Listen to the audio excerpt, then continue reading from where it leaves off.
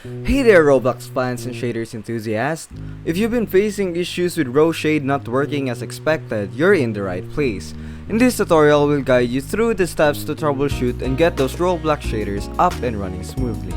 Let's dive right in. Now for step 1, we need to close the Roblox client.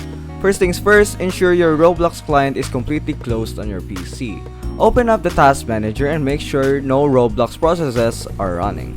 Now let's go to our search bar and let's open Task Manager. You can see here at our Task Manager that Roblox is off. Next, we can close this. We go to step 2, which is to install RoShade from RoShade.com. Visit RoShade.com and download the setup file. Install RoShade following the provided instructions. This step should get RoShade ready to enhance your Roblox experience.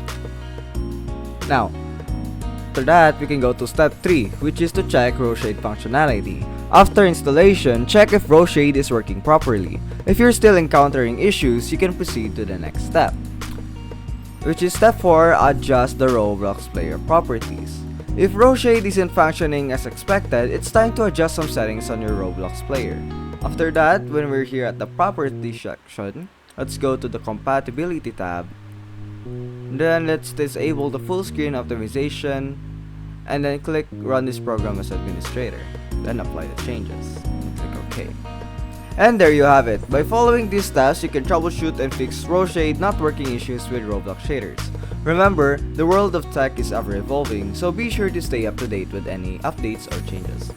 If you found this tutorial helpful, consider giving it a thumbs up and subscribing for more gaming tips and tricks. Hit the notification bell to stay updated and feel free to leave any questions or comments down below. Now go ahead and enhance your Roblox experience with stunning shaders using RoShade.